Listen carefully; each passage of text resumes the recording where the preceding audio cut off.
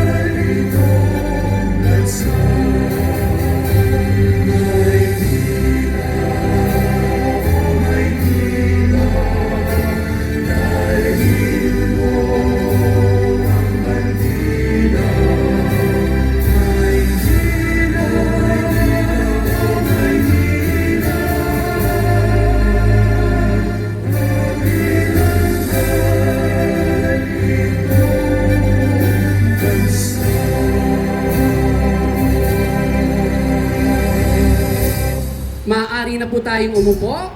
Muli po isang magandang umaga po sa bawat isa. Pwede po ba akong mag-request? Isang malakas na palakpakan naman po dyan. Maraming salamat po. At bago po tayo magpatuloy, hayaan po ninyong ipakilala ko po sa inyong ating pong mga panauhin para po sa isang makabuluhang programa ngayong umaga. Siyempre ang ating minamahal na alkalde, Francisco Isko Moreno Domagoso. Ang ating butihing Vice Mayor Chi Atienza. From Metropolitan Manila Development Authority, palakpakan po natin our Chairperson Attorney Romando Artes. From the Department of Budget Management, Yusek Goddess Hope Libiran. Siyempre kasama rin po natin our City Engineer, Engineer Armando Andres. Ang ating pong mga minamahal na konsehal, kasama po natin Councilor Caloy Voltaire Castañeda, Councilor Elmer Parr, Councilor Lou Veloso, at Councilor Doc Mercado. Kasama rin po natin, meron po tayong dayong konsehal. Kasama rin po natin Councilor Christian Joey Uy. At from District 2, Councilor Awi Sia. At ang ating mga department heads at kawani ng Manila City Hall. Siyempre kasama rin po natin ang mga barangay officials, ang ating mga chairman, kagawad, tanod, secretary, treasurer, SK official ng Zone 92. Nasaan po kayo? Magpalakpakan po tayo. Mula sa Zone 93, Zone 94, at Zone 95. Siyempre, ang mga batang Pandaka. Maraming salamat po sa inyo at sa ating lahat. Gusto ko munang bumati ating pinakamamahal na Yorme Isko Moreno Dumagoso,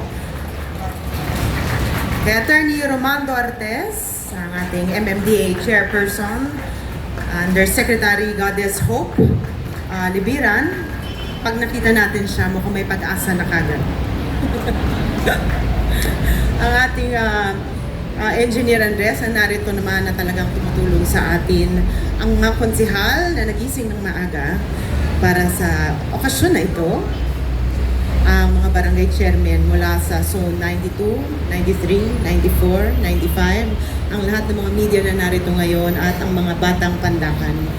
Alam nyo, sa totoo lang, nakakatuwa malaman na ang bisyon ng ating alkalde para sa ating syudad na mabigyan ng ating mga lolo at lola, pati na rin ang ating mga minamahal na mga aso at pusa at mga alaga sa bahay, ay meron ng mapupuntahan. Nakakalungkot dahil ilang taon nang nakatenga ito at wala namang ibang administrasyon na nag-ayos nito para mapakinabangan ng mga taga-Pandakan. Pero dahil sa kagustuhan ng ating alkalde na mabigyan ng safe space ang ating mga lolo at lola, ang mga kabataan at ang mga batang Pandakan, palakpakan po natin siya. Alam nyo, ang trabaho ko bilang vice-alkalde ay sumuporta sa ating alkalde pagdating sa mga ordinansa at resolusyon na kailangan para may patupad niya ang plano niya dito sa Maynila. Kasama ng mga konsihal na matatapang na lumalaban sa likuran ng ating alkalde, makakaasa po kayong lahat na narinig natin kahapon na sinabi niya 10 taon niyang ipaglalaban ang buhay ng mga malilenyo at 10 taon rin akong nasa likuran niya at ipaglalaban siya. Dahil sa totoo lang, naniniwala ako na may magic ang laway ng ating alkalde. Na pag sinabi niya na balang araw, magiging Singapore ang Maynila, naniniwala ako buong buo na kakayanin niya yun. Kaya sa simpleng okasyon ngayon, actually hindi siya simple dahil sa ibang mga naging administrasyon, di naman naisip ito. Pero dahil sa ngayong gagawin natin, ito ay isang ehemplo na unti-unti na mabubuhay ang iba't ibang parte ng Maynila. At dahil dyan, alam ko, papunta na tayo sa Singapore balang araw. Hindi ko na po hahabaan ang aking mga gustong sabihin dito dahil alam ko naman, bottom line, gusto niyong marinig ang ating alkalde. Pero gusto ko lang rin alam ninyo na habang ako ay narito, ipaglalaban ko rin kayo. Mahal na mahal ko kayo. Manila, God first. Maraming salamat po. Muli po, palakpakan po natin ang ating minamahal na Vice Mayor Chi Atienza. At upang ibigay ang kanyang Magandang umaga po sa inyong lahat. Una sa lahat, binabati at pinasasalamatan po natin ang mga leader na patuloy na naglilingkod sa lungsod ng Maynila na pinangungunahan po ng ating Yormeng idol na si Mayor Isko Moreno. Dito po, ang napakaganda, nasa starstruck pa rin ako pag tinitingnan ko siya ng malapitan, si Vice Mayor Chi Atienza. At syempre, ang napakasipag at napakapogi rin na chairman ng MMDA na si Chairman Romando Artes. At syempre kay City Engineer Andres. At sa lahat po ng mga local government officials na nandito ngayong umaga, sa atin pong mga barangay officials, mga senior citizens, mga pet owners, at sa buong komunidad ng Pandakan, magandang araw po sa inyong lahat. Our Secretary, Rolando Toledo, expresses his regrets for not being able to be here today, but pinapasabi po niya na ang puso po niya at ang isip niya ay kasama ninyo ngayon. Dahil buo po ang suporta ng DBM sa mga programa na makakapagpaganda ng ating bayan. Ang proyekto pong ito, ang Plaza Azul Senior Citizen and Pet Park, ay hindi lang po simpleng park. Para po sa amin sa DBM, nung nakita po namin yung briefing materials dito, nakita po namin na isa po itong malinaw na simbolo ng kung paano binibigyan ng muka ang pagunlad. Hindi po abstract na concept. Hindi po ito papel lang sa opisina. Kung hindi, isang lugar na mararamdaman ng tao, ng mga lolo at ng mga lola, ng pamilya at ng buong komunidad. Ito po kasi yung malinaw na gusto ng ating Pangulo, na ang kaunlaran ay makita, nahahawakan at napapakinabangan ng mamamayan. Sa ilalim po ng pamahalaan ni Pangulong Bongbong Marcos, malinaw po ang direksyon. Bawat bayan ay dapat makinabang sa pondo ng pamahalaan. Nakakaalam kung ano ang tunay na pangangailangan ng inyong mamamayan. Kaya po sa 2026 national budget, hindi lang po pinalaki ang pondo ng mga LGU. Binago po ang mismong paraan ng pagpopondo. Sa ilalim po ng 2026 GAA, makakatanggap po ang mga lokal na pamahalaan in general ng 1.19 trillion pesos na national tax allotment. Ibig sabihin po niyan, mas malaki po ang kakayahan ng LGU na magplano, magpasya at magpatupad ng mga proyektong akma po sa kanilang komunidad. Dagdag pa dito, Mayor Isko, nilakihan po yung atin pong funding for Local Government Support Fund o LGSF. Kung dati po naglalaro lang yan sa 13 to 19 billion, ngayon po ang atin pong LGSF ay naging 57.87 billion pesos na.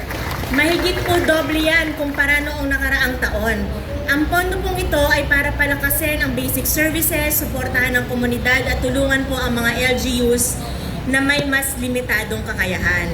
So hindi na po uubra na dati yung dati pong kalakaran na tagatanggap lang ng pondo yung LGU. Kayo na po ang may hawak ng manibela ngayon.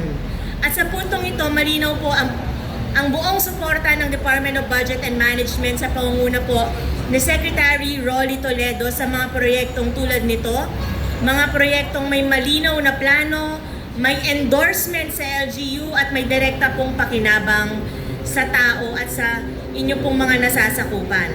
So ang Plaza Azul po ay magandang halimbawa ng tamang direksyon.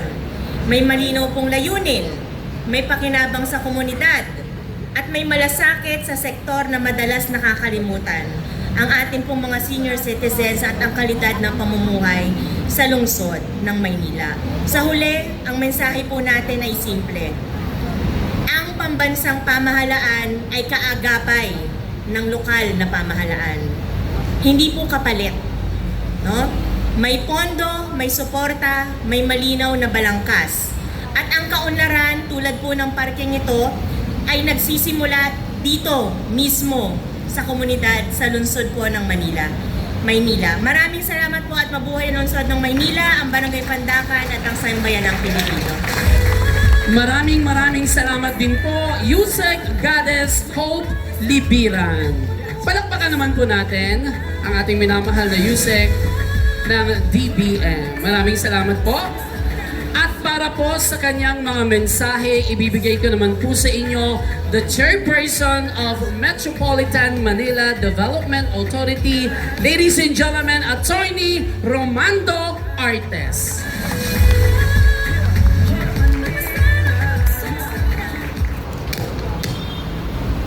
Magandang umaga po kay Mayor Isko Moreno Dumagoso, Vice Mayor Chi Atienza, Yusek Goddess Libiran, kay Engineer Andres, mga konsehal, barangay captains, and sa atin po mga opisyales ng barangay, ng pamahalang lungsod ng Maynila, mga kasamahan ko sa MMDA, sa mga senior citizens po at mga residente ng Pandakan.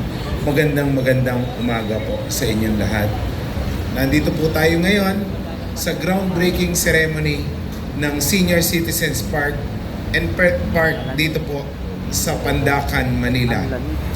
Ang okasyon pong ito ay isang mahalagang hakbang sa pagpapalawak ng green and open spaces dito sa Kalakhang, Maynila.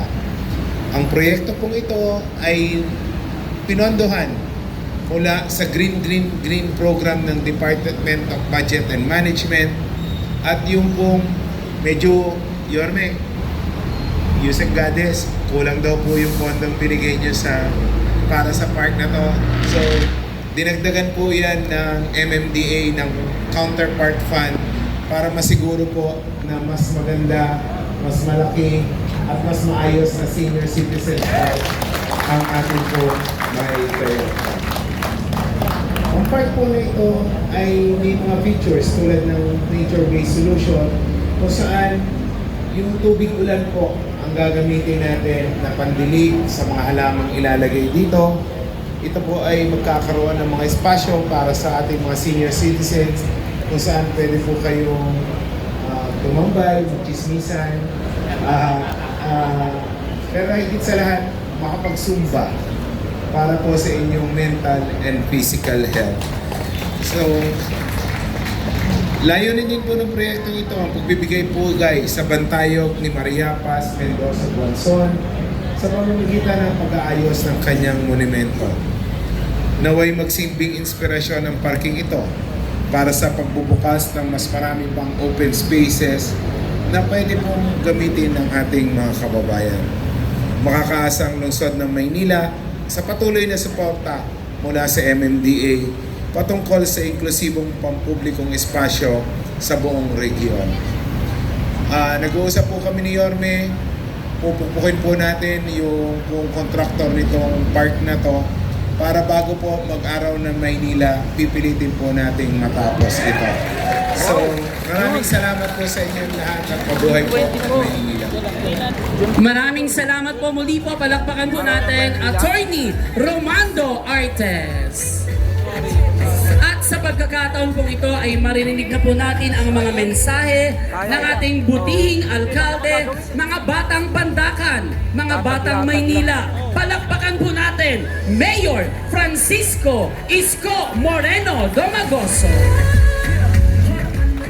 Marpo po kayo sa ating pong Yusek Hope. Ang hope sa Tagalog ay pag-asa. Ang DBM ay pag-asa ng mga lokal na pamahalaan. Alam nyo, totoo po yung sinabi ni Yusek Hope kanina. There is a few billions of peso regularly for what you call the LGSF account.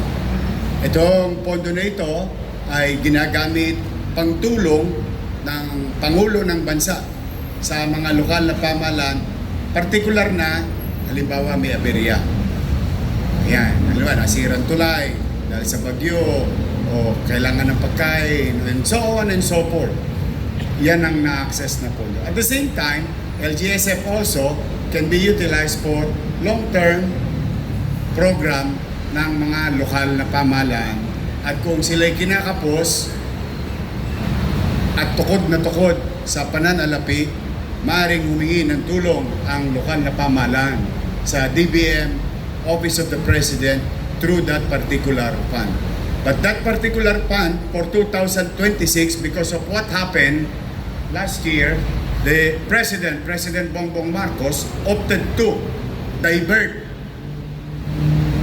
its goal from unnecessary or until resolved flood control scandal. Ang ginawa niya, in-empower niya ngayon yung mga lokal na pamahalaan by providing almost 400% growth sa pondo ng LGSF. So yun po yung sinasabi, palakpakan natin si Yusek po. Alam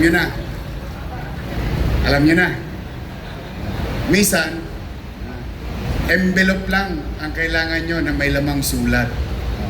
Wala namang masamang mag-request. Hindi ibig sabihin, you will be approved. Hindi ibig sabihin, you will be approved. Because we are talking of 1,600 LGU all over the country. No? At madalas sa hindi, maswerte ay ang mga munisipalidad. Kasi sila ang mas kailangan ng stimulation coming from the national government. But it doesn't mean hindi tayo lilingunin. Depende sa pangangailangan. Katulad halimbawa, dito sa Pandacan, simula na nagawa ang Skyway, dumilim. Naging mapanganib sa gabi sa nagmamaneho at naghahanap buhay at mamamayan ng Pandakan. Hindi lang dumilim, umalikabok. Araw-araw sinisimbot ng tao sa paligid dito ang alikabok at sementong natira sa open space nito. And that is hindi dahil ngayon lang yun. It's been here for the past 3 years. Open space. Nakatinga. May nagbalak pang magpatayo rito pero papel lang pala yun. Ay, hindi pala papel. Tarpaulin. But there is no papers, there is no project, there is no program. Now, nung ako po ay binigyan ninyo ng pagkakataon, mga Batang Maynila, immediately, I went to this area at night time. Sabi ko, alam nyo, huwag nyo nang hintayin na may tatawid na bata, may tatawid na matanda sa kalagitnaan ito at may maaksidente. Let's address this. Alaws na alaws tayo. Ano ang gagawin? But I did not stop there. So that's why, sabi ko kay Ramon sabi ko, RSA, baka po pwede makisuyo naman. Ito ka, nakapaghahanap buhay naman kayo sa Maynila, baka pwede ilawan natin yung ilalim ng Skyway. Ang puhunan ko lang doon, kapal ng mukha. Ang hindi ko naman ipinanghingi yung sarili ko. Mangyari ba? Tinugon. 20.8 million pesos ang binigay ni Ramon sa lungsod ng Maynila. Ano naging resulta? Lumiwanag ang boundary ng Manila hanggang dito sa dulo sa likod natin. Pangalawa, may pera nakalutang worth 39 million for this project. Ang siste, then I went to Chairman Artes. Sabi ko, pare, awa naman yung mga tagapandakan ko, masyado ng malikabok, permisyo. Pwede ba? Masikip kasi yung Pandakan. Plaza Balagtas lang meron kami. Dito sa supposedly big court, ang bagong barangay, agad wala na kaming open space. Sabi ko, baka pwede tayo magtayo doon sa mga paborito ko na senior citizen na kapag hapon, maga, lalo na mga alas 6 ng maga, mag-stretching yung lumalaganit na ugat at buto ng mga lolo't lola ko. Gawa tayo ng senior citizen park wherein they can create their own activities, calisthenics and so on and so forth on a regular basis and create open green space. Tapos, alam mo yung Maynila, I think marami rin sa Pilipinas na mga pet lover. Alam ko, mukhang lover ang itsura ni Lubidoso. Pero, kako maraming may aso sa amin, may pusa. Let's create a park for the first time and unique in the country wherein people, regular community like Pandakan, they can bring their pet together in a park. Usually, nangyayari yan sa mayayamang subdivision, sa mayayamang komunidad. At mano pa sa ibang bansa, talagang may pet park where people and animals can go stroll around. Sabi ko dito, gawa tayo mismo para sa mga hayop. Alam mo, itong araw ng pagsasama natin is a result of a unique relationship where local government and national government hindi lang nag-collab for social media content. Di ba the word collaboration pang social media? This is pure collaboration of resources of the national government and local government. Alam mo, sinabi sa akin ni Artes, ni Chairman, MMDA, pare, soli mo sa akin yung pera. Dodobling ko.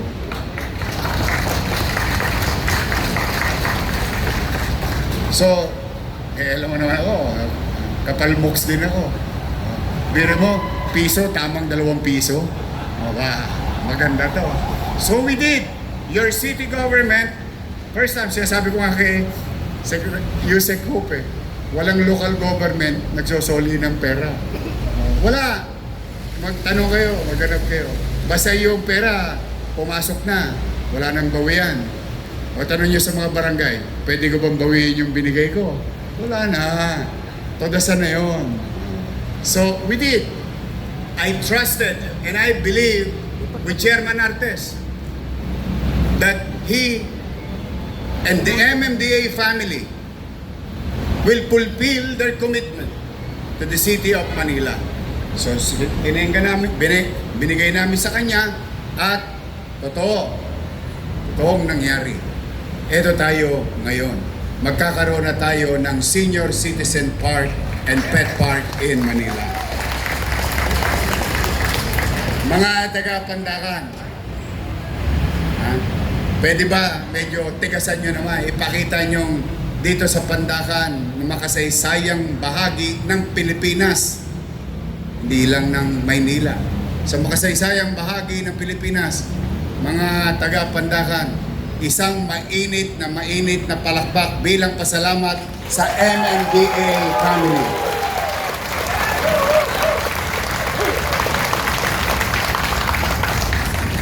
Kasi hindi lang sa park natin katuwang yan. O yung Paco, na problema yung mga taga-Paco, naalala ninyo? O ngayon, kasama rin natin doon, MMDA. Sila rin ang nagayos. Sa flood control, tiyak, yung flood control lang nila ang tumatakbo. Yun, sigurado ako doon. Yung iba hindi ko alam. Pero yung flood control nila, gumagana. So, now, mga kababayan na naparito, masaya ako para sa inyo. Promise, titigil lang alikabok. You will have more fresh air. More green space for your kids, sa mga apo ninyo, sa mga anak ninyo, sa pamilya ninyo. Gagawin natin BGC, itong nagtahan internet. Kasi sa BGC, pwede ka magkadla-kadla eh. Dala-dala mo yung aso mo, di ba? Here, you can do it safe.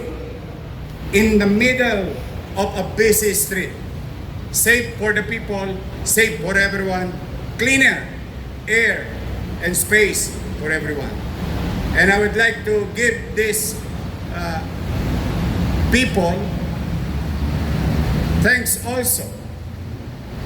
Our partners, your elected official, Vice Mayor Chi Atienza, Kusiyal Elmer Par, Kusiyal Castañeda, si Kado, Dr. Mercado, Kusiyal Christian Oy, ang pet lover ng 6th District. Mapagmahal din to sa kaya ako gustong-gusto si Lou, pareho kaming mahal ang senior citizen. Lou Veloso. At ang ating mga kawani ng pamahalang lungsod ng Maynila. Tapos, isang request na lang. Itodo nyo na. Total, there is about 1 kilometer away from here. From here. 1 kilometer away. Baka nagmi-meeting si Presidente. Andiyan lang. Sa kanto, sa stoplight. Andiyan lang. Pwede ba palakpakan ninyo ng malakas, baka makahingi pa ako. Ang ating Pangulo ng Bansa, President Bongbong Marcos. O tingnan ninyo, baka lang nawawaglit sa isipan ninyo, ha? Si President Marcos, kalabang ko. Tama. Nakakompetensya ko yun. Tama. Tama ba? Naalala nyo pa? Olats ako. Dapat, meron akong ampalaya sa buhay. Tama ba? If there will be some bitterness, no? Itinalo ako nun eh. Dapat bitter ako. But I did not. Why? I set aside personal emotion. You focus on the job, on your responsibility. What? Walang politika.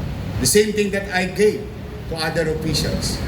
Whether they're congressmen, whether they're councilor, whether they're barangay chairman or kagawad, whoever they are, wala. Kailangan mo isang tabi so that we can move on.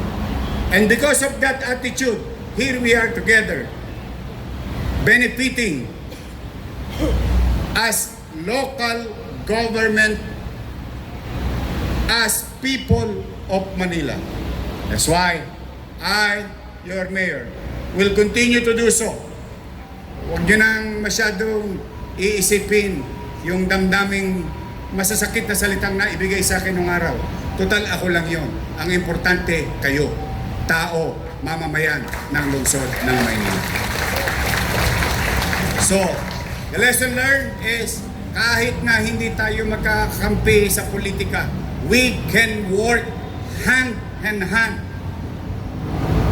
with others and other agencies na magbenepisyo ang mamamayan. Sa Maynila, tao muna, mamamayan muna, saka na ang politiko. May panahon para sa kanila. Tama ba? Tama. Mga nanay ko, mga tatay ko, mga lolo't lola ko, magkikita tayo sa 28. O dahil yung October nyo, yung November nyo, o yung December nyo, paldong-paldo na naman kayo ng mga minamahal ko senior citizen. O pati yung ating solo parent at saka PWD, I will see you in the coming days. So, again, Nay, Tay, mga barangay chairman nandito, humigit kumulang 3 dosenang barangay immediately will benefit from this. I need you. I am asking for your help. Tulungan ninyo ako because I, for one, cannot do it alone. We need to catch up. Kailangan natin maghabol sa 3 taong nawala sa atin na pagkakataon. Kailangan natin mag-catch up. And we have to move fast. That's why, with all humility, buong kababaang loob, nakikiusap ako sa bawat isa sa inyo. Tulungan ninyo ako. Samahan ninyo ako. Because together, we can make Manila great again. Magandang umaga. Pagpalain nawa kayo ng Pong May Kapal. Manila! God first. Thank you. Maraming salamat po. Muli ba palakpakan po natin Mayor Francisco Moreno.